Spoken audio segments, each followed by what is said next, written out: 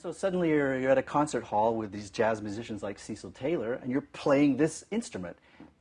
How did you go about doing that? Well, I played with Cecil at Mills in California. He did a residency at my school, and then I got to perform on stage with So that's Cecil. what I'm saying. Yeah. Here you are from a very different musical tradition and this very different music. How did it feel, and how did you collaborate with these people, at a totally improvisational level with this instrument? What did this feel like? What was this like? At the beginning, I felt, before I played with them, I was already exposed to improvisation, and then I was blown away by, wow, okay, I can create music like this. Did you suddenly find that you could express yourself much as the same they were on this? Yes, it kind of happened very quickly. Once I saw this kind of form, I said, okay, this is it. This is how I want to do. Yeah. And it just happened. I mean, of course, it took years to gain experiences, but yeah. From understanding and that realization, it almost happened overnight. Huh. That I can just, my mind was just freed instantly. Huh. But it strikes me, we talked a little earlier about the fact that this is a very soothing instrument, that the timbre of it is very soothing, and it's wooden, it's very natural.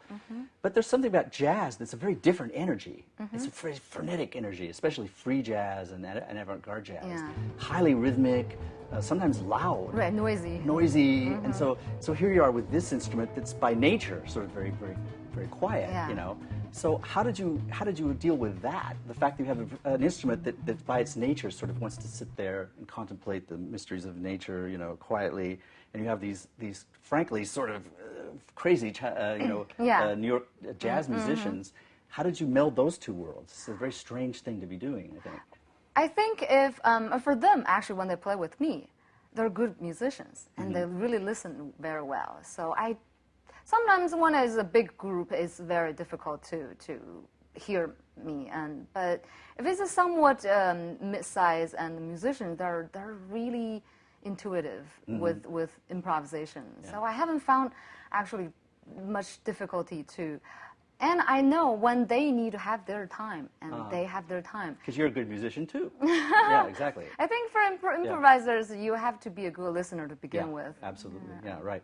Was there some problem with amplification? I notice you have a volume control here, so it is possible to amplify it. Yeah, this one is custom made to have this little pickup built in, but usually you don't find very often. You have to have this made separate. So is that a problem, this instrument, to actually amplify it, put it through a sound system? I mean, that seems like also a hard sort of a problem to tackle. I have experienced with pickup and pedals. It's interesting. It's really interesting.